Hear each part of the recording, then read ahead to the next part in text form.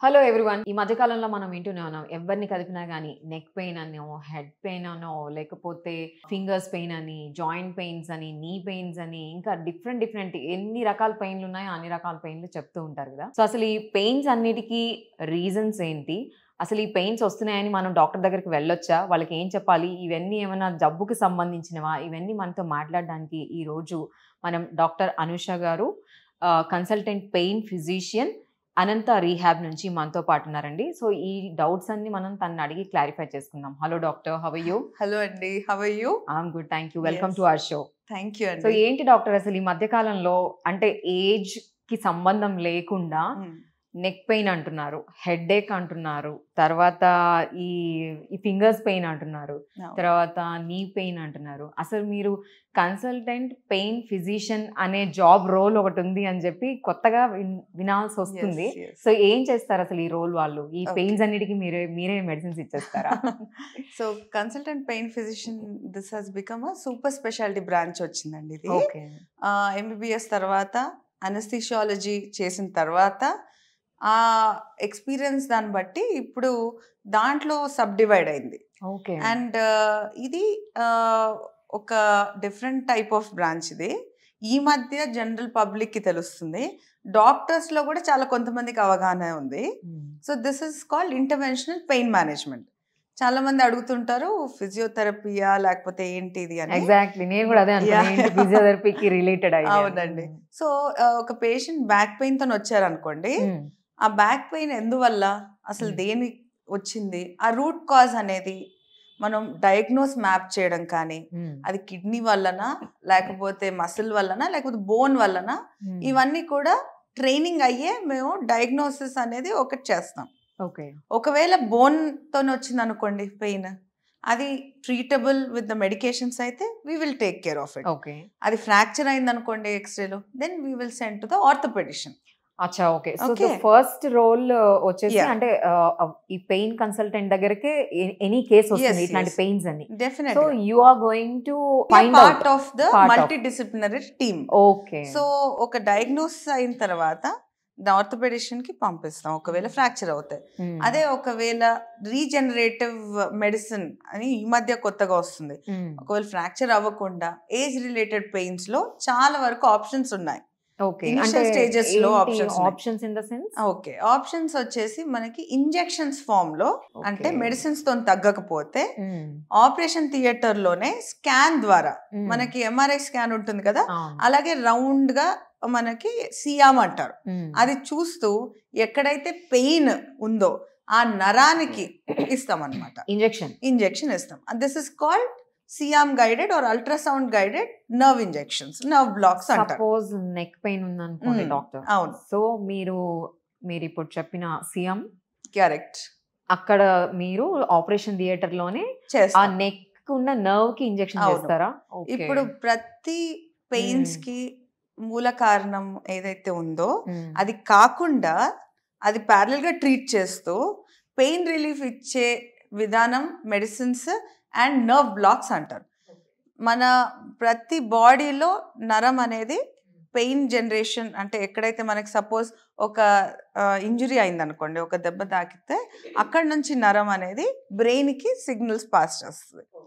So, ప్యారలల్‌గా ఆ injury treat చేస్తూ ఈ పెయిన్‌కి సంబంధించిన మెడిసిన్స్ ఇస్తూ అయినా కూడా తగ్గకపోతే ఈ ఇంజెక్షన్స్ ఏదైతే మనకి బ్రెయిన్ దాకా వెళ్ళే సిగ్నల్ స్టాప్ చేయడానికి this is the next level and new advance sophisticated level of treating pain okay.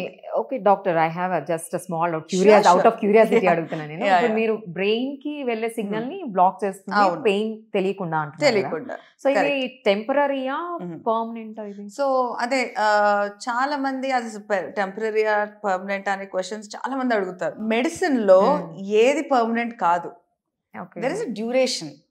కొన్ని ఆ టైం బీయింగ్ కి ఉంటుంది. అది అక్యూట్ పెయిన్ బ్లాక్స్ లో చిన్న నర్వ్స్ ఏదైతే మేము ఆ ఆపరేషన్ అయిన తర్వాత పెయిన్ లేకుండా ఉండడానికి ఒక 5 days 7 days వరకు వచ్చే పెయిన్ రిలీఫ్ ఇచ్చే ఇంజెక్షన్స్ వేరే ఉంటాయి. ఓకే. కానీ క్రానిక్ పెయిన్స్ అంటే మోకాళ్ళ నొప్పులకు కానీ లేకపోతే షోల్డర్ పెయిన్స్ కి, నెక్ పెయిన్స్ కి, ఏజ్ రిలేటెడ్ పెయిన్స్ కి లాంగ్ టర్మ్ గా అంటే ఆల్మోస్ట్ ఈ మధ్య కొత్తగా రేడియో ఫ్రీక్వెన్సీ అబ్లేషన్ అంటే అదొక లేజర్ థెరపీ లాగా వచ్చిందనమాట. ఆ నరాల్ని మాడిఫై చేస్తాం కొంచెం. ఆల్మోస్ట్ 2 years మాక్సిమం 3-4 years కూడా వాళ్ళకి పెయిన్ రిలీఫ్ వచ్చే విధానంగా అంటే ఈ new innovative so they take one time medication like injections, అది 3-4 years దాకా వాళ్ళు తీసుకోవాల్సిన అవసరం లేదంటున్నారు మీరు, అంతేనా? ఓకే. సో ఇది ఈ అడ్వాన్స్ టెక్నాలజీస్ లో one of the new thing which I want to discuss is radio frequency ablation. Okay. అది అన్ని పెయిన్స్ కి, బ్యాక్ పెయిన్ తీసుకోండి, మోకాలు నొప్పులు తీసుకోండి, నెక్ పెయిన్స్ తీసుకోండి, ఫేషియల్ పెయిన్స్ అంటారు, ఇక్కడ కూడా కొన్ని నరాలు అనేవి ట్రిగర్ అవుతాయి అండ్ చాలా చాలా హారబుల్ గా ఉంటాయి పెయిన్స్. తినడానికి కూడా ఇబ్బంది పడతారు, చాలా మంది సూసైడల్ టెండెన్సీస్ తో కూడా వస్తారు, పెయిన్ కిల్లర్స్ తగ్గవు వాళ్ళకి. అలాంటి దాంట్లో ఆపరేషన్ దాకా వెళ్లకుండా ఇలాంటి ట్రీట్మెంట్స్ ఎవరికి సూటబుల్ అవుతుందో మేము అంచనా వేసి we'll give a better relief compare to the medications. Okay doctor, but ఇప్పుడు ఆపరేషన్ అంటే అందరికి భయం వేస్తుంది కరెక్ట్, దానికంటే ఇదే బెటర్ అనుకునే వాళ్ళు చాలా మంది ఉంటారు. అసలు ఆపరేషన్ కి వెళ్లకుండా ఏమైనా ఏజ్ ఉందా వాళ్ళకి? ఇప్పుడు 20s 30s చాలు, ఏజ్ కన్నా ఎక్కువ ఒక స్టేజింగ్స్ ఉంటాయి. ఓకే, మోకాల అరుగుదలని తీసుకోండి, అది స్టేజ్ 1, 2, 3, 4 ఎన్నా కొద్ది గ్యాప్ తగ్గి బోన్ మీద బోన్ వచ్చేసి రాసుకుంటుంది. ఓకే, సో ఆ ఫస్ట్ 3 stages లో ఇంజెక్షన్స్ కానీ ఏవైతే నేను చెప్తున్నా లేజర్ థెరపీస్ కానీ బాగా పనిచేస్తుంది. బట్ ఒక స్టేజ్ దాటిన తర్వాత there is no option, they have to definitely seek a surgical advice. అదే ఒకవేళ సర్జరీ కూడా మనకి ఏదైతే ఏజ్ రిలేటెడ్, చాలా మందికి బీపీ, షుగర్, హార్ట్ ప్రాబ్లమ్స్ వస్తాయి, అలాంటి వాళ్ళు సర్జరీకి సూటబుల్ అవ్వరు. చాలా మంది సర్జరీ రిస్క్ ఎక్కువ ఉంటుంది వాళ్ళలో.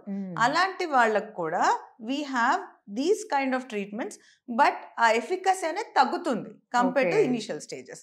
But it is definitely a good alternative. So అసలు ఎక్కువ ఎవరు వస్తుంటారు డాక్టర్ మీ దగ్గర? అంటే ఇప్పుడు ఈ పెయిన్ తో ఐ మీన్ ఐటీ పీపుల్ లేకపోతే బీపీఓస్ వాళ్ళ లేకపోతే సైంటిస్ట్ లా ఎవరు వస్తుంటారు ఎక్కువ? సో ప్రతి పెయిన్ కి అంటే రీసెర్చ్ వైస్ లో కూడా నాకు వచ్చే విధంగా ఎలా ఉంటుంది అంటే, back pain maximum those people who are working on a system, so prolonged sitting, ergonomic posture correction system వాళ్ళకి, సింపుల్ ఫిజియోథెరపీ ఎక్సర్సైజెస్ అవన్నీ టిప్స్ కూడా చాలా బాగా పనిచేస్తాయి వాళ్ళకి.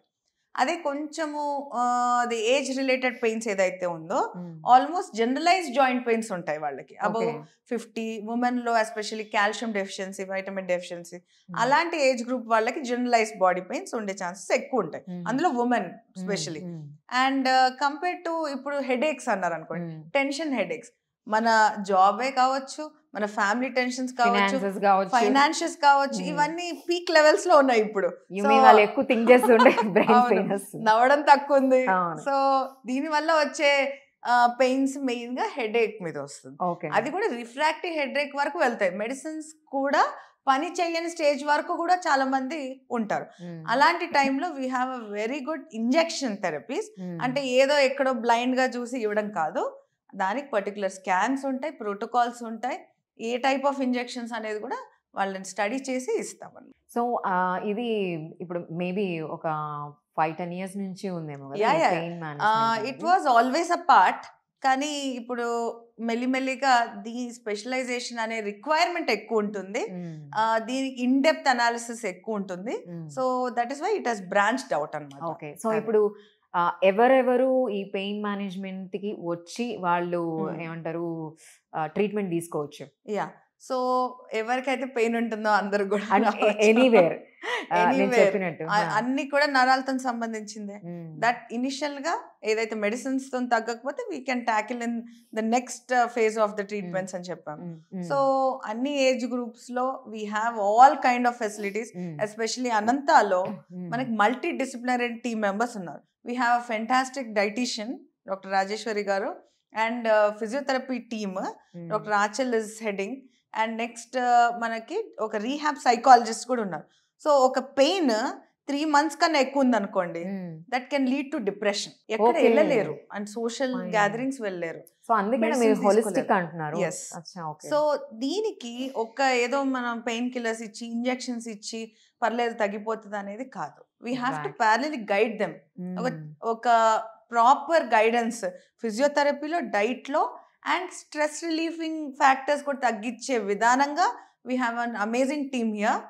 ఇవన్నీ కూడా చేస్తే డెఫినెట్గా మంచి రిజల్ట్ వస్తుంది నా ఉద్దేశం. ఒక్క ఐ మీన్ బాగా ఈ Yeah. మధ్య మీరు చేసిన ఒక పేషెంట్ ఏమంటారు ఒక ఎగ్జాంపులా లేకపోతే Okay. అదేదైనా చెప్తారా? అంటే ఐ మీన్ అవునండి. అవుట్ ఆఫ్ క్యూరియాసిటీ నాకు కూడా అంటే అవునండి. బాగుంది, అవునండి. ఇదేదో కొత్త ఇదిలాగా. సో అలాంటి చాలా యాక్చువల్గా ఈ మధ్య అది ఈ మధ్య కాలంలో where I was also surprised యాక్చువల్గా ఒక చిన్న యాంకిల్ నొప్పి Okay. వచ్చిందనమాట.